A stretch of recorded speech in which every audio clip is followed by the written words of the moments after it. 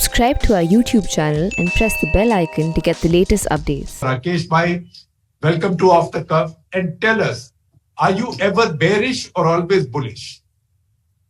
Well, I have made some of my largest wealth by being a bear. In 91, 92, when Harshad Mehta in the scan, I think I made my biggest wealth. I made a lot of money even in the Ketan Parikh time. I made a lot of money when Vedanta and Videocon were. So, 95% of the wealth in equity markets is made through being a bull. There are few occasions in life where it's very profitable to be a bear. And I have been one, and I think I look at things as I see it. I'm a born optimist. One of the qualities to be an investor is you have to be an optimist. Right? And, Shekhar, I made some difficult choices in life. In 1985, I was a chartered accountant from a Bania family, and I wanted to go to the stock market, and my mother said, "Who will marry you?"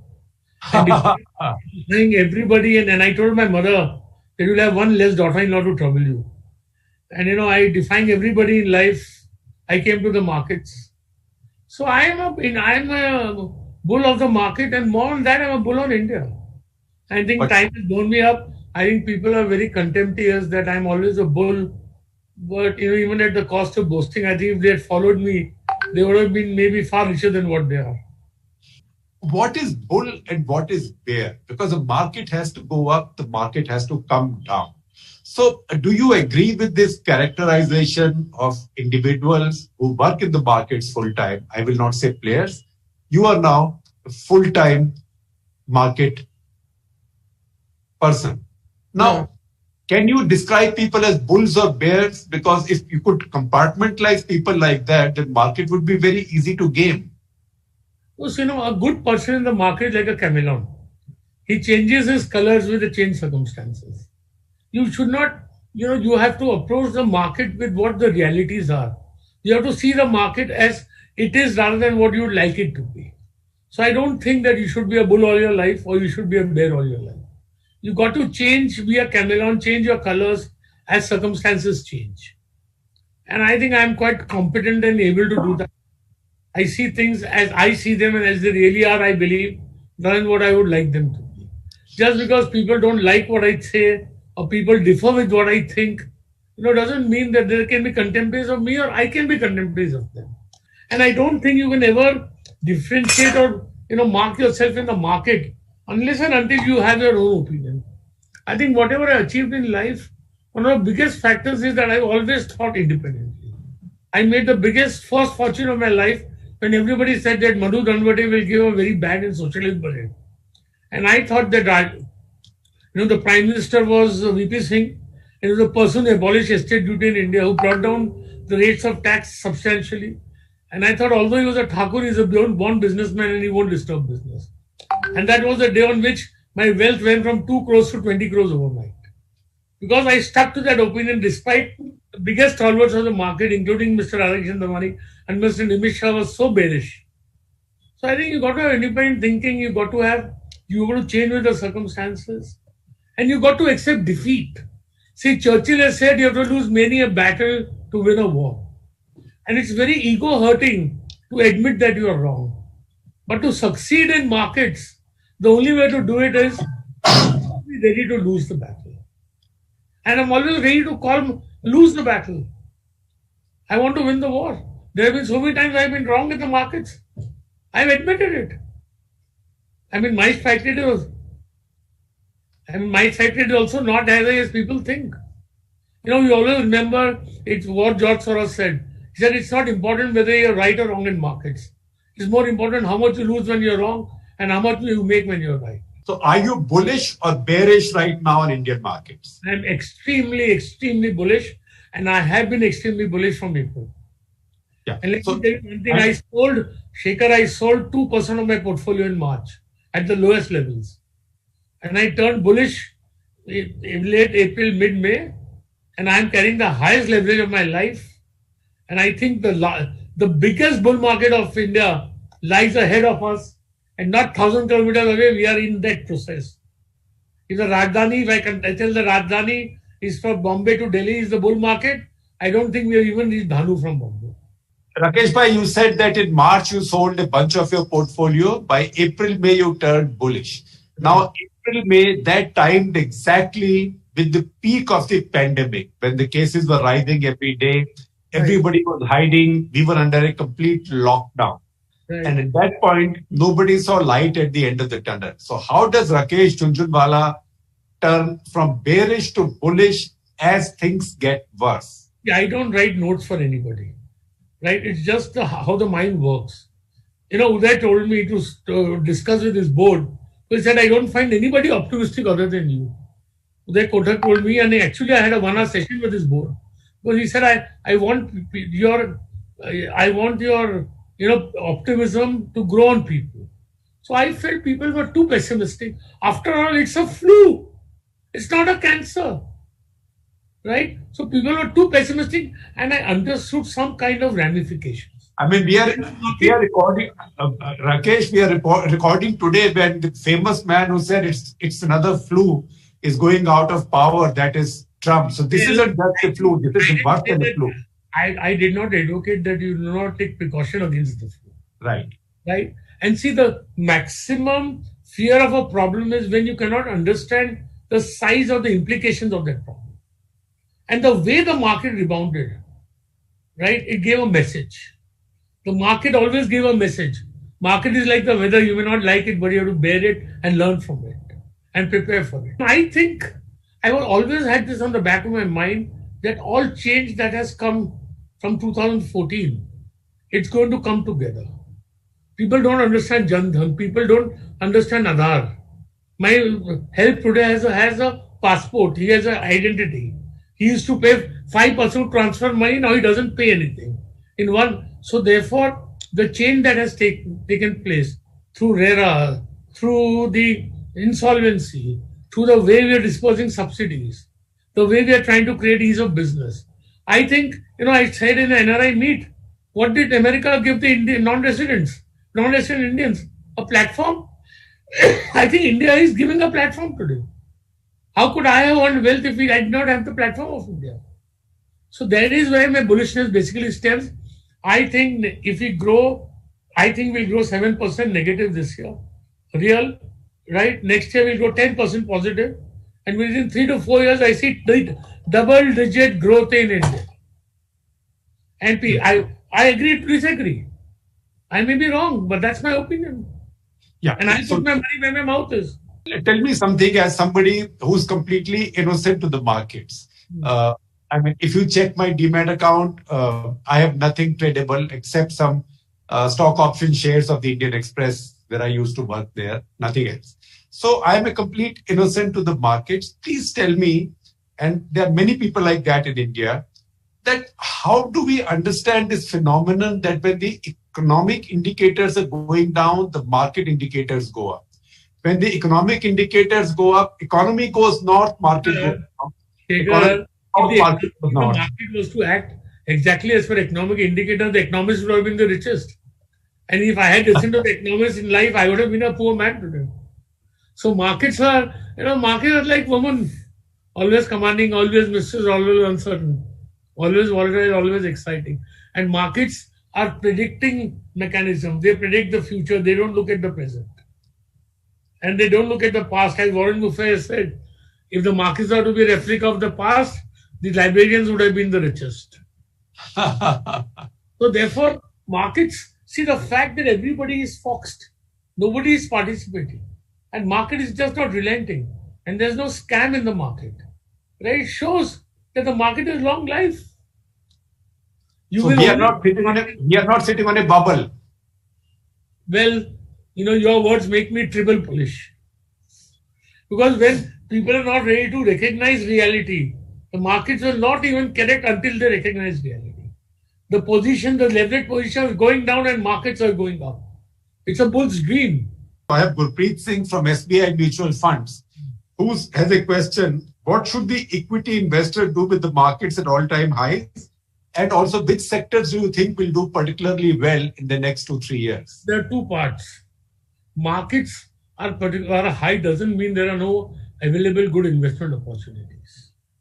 Some section of the market may be valued, may also be, incorrectly valued. But I can see if you give me 500 crores, I'll invest it in 5 hours. I see this kind of opportunity. So don't look at the indexes, look at the individual stocks. Look at the opportunity, look at the risk reward ratios. And as far as sector goes, I see a bull market. I have a prediction to make, Shekhar. I may not see it. And you will call me mad. I think in 20 to 25 years, India will surpass China. Right? And I see this kind of bull market in India. And in that kind of a bull market, it's like a buffet. It's like a relay race. Everybody's time will come. So all sectors are good. The question is first decide to allocate money to equity. And then learn to invest it in a mature manner. So I don't want to invest on stocks. I don't want to advise on stocks. I don't want to advise on sectors. Only thing I can tell you, the most unfavored and the most battered stocks are going to give the highest return. Rakesh, you said that in 25 years, India will be ahead of China. I hope you are aware that, or you're conscious, I know you're aware, that China at this point is 5 times of India. So when I came to the market, there were thousands of people who were richer than me. My best friend was 50 times richer than me. That doesn't mean I couldn't get rich or I couldn't overtake him. So that the fact that someone is going ahead in a race, he cannot be caught up and overturned, I don't believe that. You don't believe But that? don't forget one thing. China's debt to GDP is the highest in the world. That's right. We don't know what kind of social unrest will come in China when. And China is a naturally aggressive nation. So, there are certain things which will take India ahead. I think there are certain things which will take China behind. But India's growth has struggled for the past 3.5 years. So it's not just the phenomenon. Therefore, that 3.5 years has to be made up now, no? It will be made up very fast. I'm telling you, looking at the budget figures, people will be surprised at the budget. I see. Do you have inside knowledge or are you just guessing? I don't know. I never come to Delhi. I don't know anybody in Delhi. I don't talk to them all because I have made my judgment and my opinion. So you tell us your sense of what's going to be in the budget. Well, there is going to be no taxes. There is going to be substantial increase in expenditure. The current year's fiscal deficit will be about 6.5-7%. I think next year they'll peg it at 6%. And in 2020, government expenditure was 27 lakhs. I think this year will be 31.5, 32 lakhs. Next year will be 37, 38 lakhs. You are not a Bitcoin person. You haven't bought into the idea of Bitcoin. They will never buy it. Will never buy it. Why? Because it cannot be a currency. First of all, no sovereign in the world is going to give away the power to issue currency. Right. And second thing is there is so much fluctuation. A currency cannot move in a range of 10% a day. Right. And a currency has to be uniform. Some will accept there will be 20,000 Bitcoin currencies. Who is going to be responsible for that? Currencies have to be stable, they have to be single, they have to be not very volatile. The power to issue has to be with a sovereign. You cannot give the power to create currency to anybody. It's speculation of the highest order. Rakesh, you tell me which Indian leader or finance minister has been the most positive when it comes to the stock markets? Because you've now been around for more than 30 years. I think the biggest relief to the stock market have been given by Mr. Chidambaram. By Mr. Chidambaram. Chidambaram, okay. Tax-free capital gains, dividend, good policies regarding the capital markets. But I think Mr. Yashwant Sinha really understood what the economy was about. And the pension reform that he did was unbelievable. Where my father, he retired as a government officer in 1986. He passed away in 2008. His pension was 6 times his last month's salary. Right. So, and India has had a series of good finance ministers. So if I may clarify, what happened, Yashwant Sinha on was that new central government employees were shifted to National Pension Scheme, new pension, NPS. Right. Otherwise, as a society, we can't afford it. Today, I was looking at Government of India's pension liability is already 3,60,000 crores. Right. Now, in some time, this pension liability will come down because There will be no pension liability on central government employees. Right. See, I also believe, Shekhar, that in a true democracy, which I feel India is, a democratic society ultimately does what is right. Right. And I have seen how morals have changed in India, how India has changed, how the rich attitude has changed. पहले क्या था, करा लेंगे, transfer करा देंगे, ये करा देंगे, क्या डरना है? Now everybody sits in their time to do anything wrong. So the way attitudes have changed, the way India has changed. I can tell you one thing, that 5 years, 15 years ago, your Swiss bank balance was the source of pride in Delhi. Today, your market cap is the source of pride. This is how India has changed. So has this government done enough to give you freedom, or could they have done better? See, anybody could have done better, but I think they have done better than most governments. And also, I think there is a pride in the Indianness of this government, in the BJP, that we are Indians. We should win. We should be members of the Security Council. When the Jansangh was formed, one of their ideas was that India should be a member of the Security Council. So KK Rajesh wants to know, again, one of our viewers on YouTube, KK Rajesh wants to know, simple thing, what is your advice for a novice investor? Invest through mutual funds or sign up with an advisory? Invest in mutual funds. Invest in mutual funds. And what is the reason you say so? Do SIPs. Invest it every month. In mutual funds. And how well run do you think is the mutual fund industry in India? Because one thing I want to tell all investors, life is about attitudes. Now the attitude is, I used to go and have a drink in a bar called Jeffrey's in Bombay. So 8 o'clock people will come, what do you think of market? I tell them, boss, abhi bahut ho gaya market, let me relax. Then some pretty girl will come and ask me, I can tell her no. So I tell her, go and buy X and Y. She says, how much will it go up? I'll say double in 3 years. Boss, double in 3 years? I said, this of the Bombay, of the Mahalakshmi race course, go and bet there. So see, an alternative investment can give you 5-6% return. And equity can give you 15%. That is what you should expect. Right? Don't think this is a race course. And don't think this is a lottery. Tell me, Rakesh, do you invest in the public sector PSUs? Well, between 2003 and 2008, I made the biggest money. I bought Bharat Electronics at 20 rupees and sold at 1200. I bought Bharat Atmu at 28 and sold at 1100. So I made a lot of money in the public sector at that time.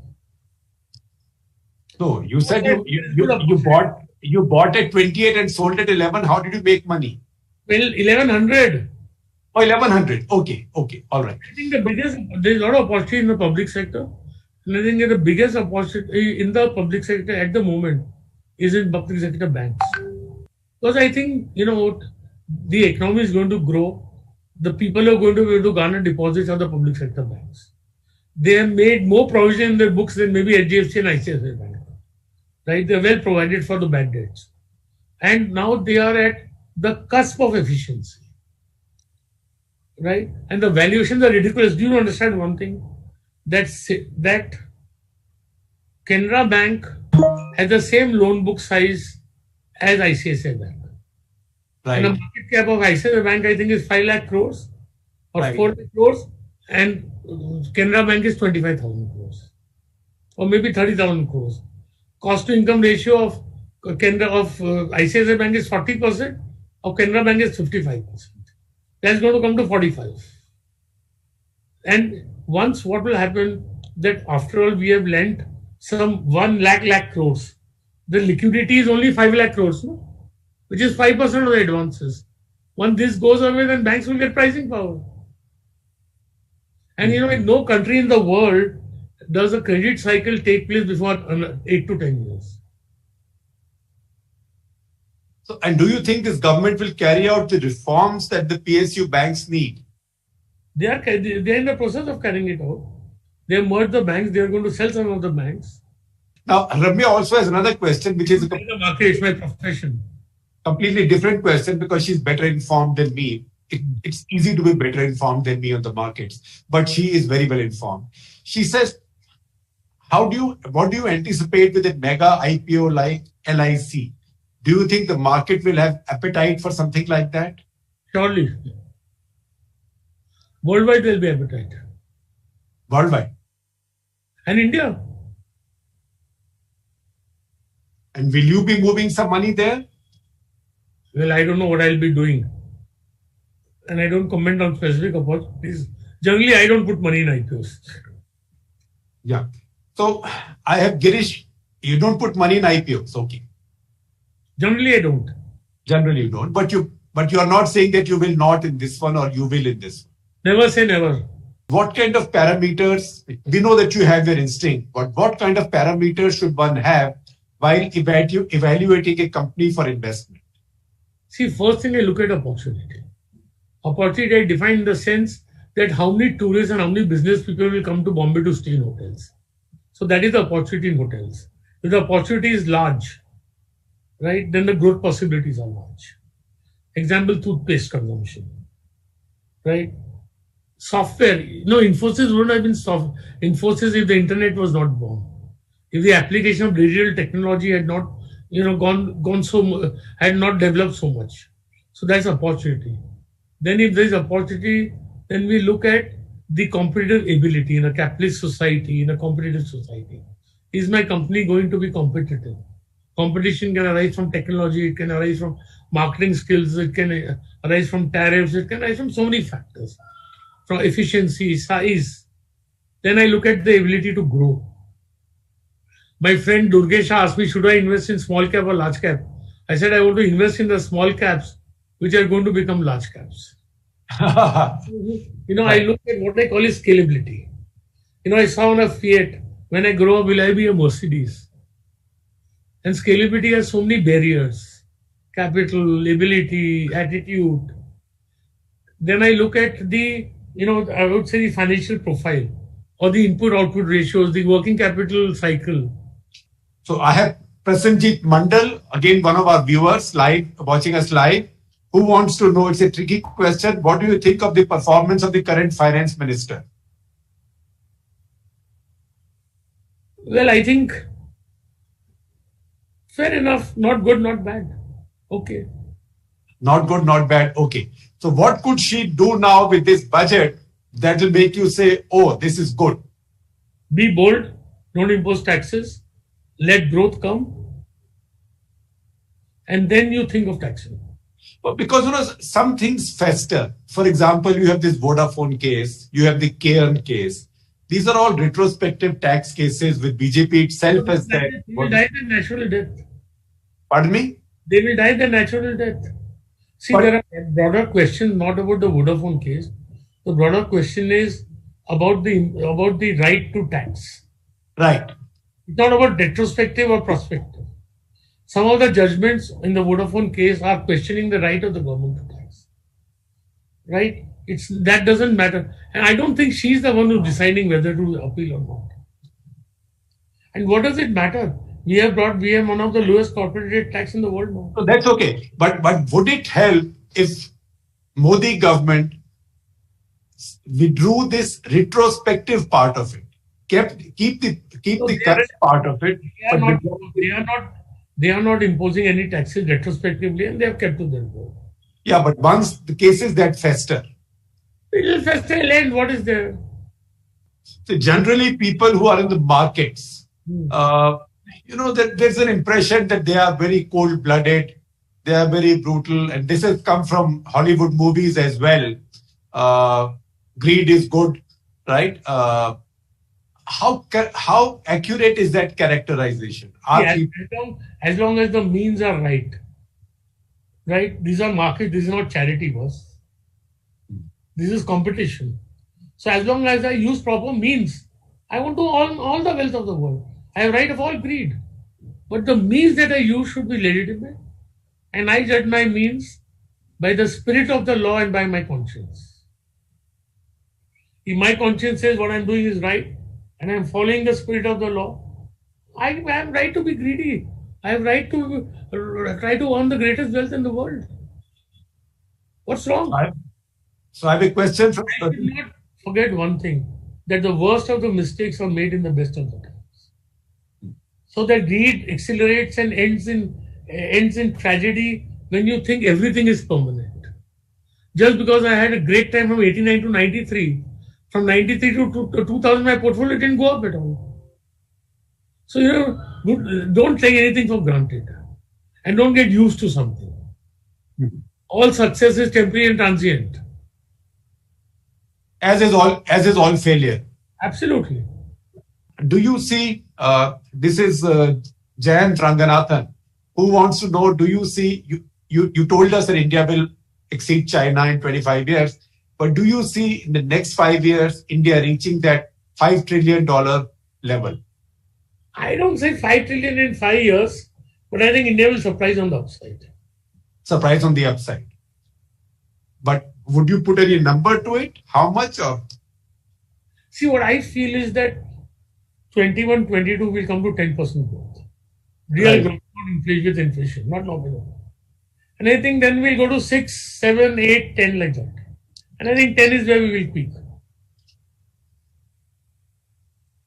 So I have my colleague Mansi Phadke, who's also asking you a trick question. She says now that almost 4 years have gone since the demonetization. Do you think this was a good idea or a bad idea? How did it work? Doesn't matter what I think. It was an effort we didn't succeed. That's all. Yeah, It was not a bad idea, but it could. It did what was estimated did not turn out to be true. So what are the things that you'd rather not have an opinion on? I don't know you to be as somebody who doesn't have an opinion on anything. You have an opinion on everything. First of all, I don't want to have an opinion on other people's standards and conscience. I don't want people to have an opinion of my conscience and my standards in life. And I don't want to have an opinion on other people's conscience and standards. To each his own. Now, if you were to be financial, I don't want to have an opinion on people's personal habits, on their personal life, on their personal priorities. If someone has an open marriage, who am I to comment on it? I'm a liberal. So that is, I don't have an opinion on anybody, whether he's gay or whatever it is. That's their life. So I don't want to, and I don't want to have an opinion on anybody's religion, on anybody's thoughts, unless and until it infringes on other people's opinions, other people's religion, or freedom of thought. will you give an example of that? Will you illustrate it? See, I asked Mr. Ratan Tata that you are also a minority, no? What is the problem you have in this country? I want to ask a Jain, I want to ask a Buddhist, I want to ask a Protestant. But I have a problem if Islam or Catholicism wants to convert Hindus. Right? I don't mind, you believe in Allah, I think there is a God, I don't know what his name is. Whether it's Krishna or Jesus is God to me, Krishna is God to me, Allah is God to me. But he says you don't leave Christianity, you leave Krishna and become a Bhakt of Allah. I object to that. I don't want you to become a Bhakt of Krishna. And I don't want you to try to make me and others Bhakt of Allah. I have no objection on whatever your culture is, whatever your thoughts are. But if you say that we are Kayas, I don't accept it. I'm most liberal in thought. I want to respect everybody's religion, everybody's culture, everybody's food, everybody's dress. What kind of annualized returns do you expect or do you target on your investments? And what is it that you think somebody investing in mutual funds be expecting now? 18 I'm a Raja, 18 I'm a king, 21% I'm an emperor. Elaborate that. If I get 15% return, I'm a Raja. Raja. 18% I'm a king. Yes. 21% I'm an emperor. You're an emperor. So 15, 18, 21. Anybody who wants to make more than that should go to Mahalakshmi Racecourse. I mean, it's practically it's a long care. See, if someone asks me my return, I started with 5,000 rupees. Right. They didn't give me any money. Except whatever I took, I was on debt. So if I take my annualized return, I never calculate all that. Because I don't have to report to anybody except my wife, and she's most uninterested. I've never calculated my return on my portfolio until today. And I don't calculate allocation also. My partner keeps explaining to me that our exposure to Titan is too high, we should reduce it. Because percentage-wise it's too high, and I don't win all those theories. So, I mean, if you get 21% return, your money doubles in 3.5 years. Boss, what do you? It's a dream. The dream, yes. And I'm talking periods of time, I'm not talking 1 or 2 years.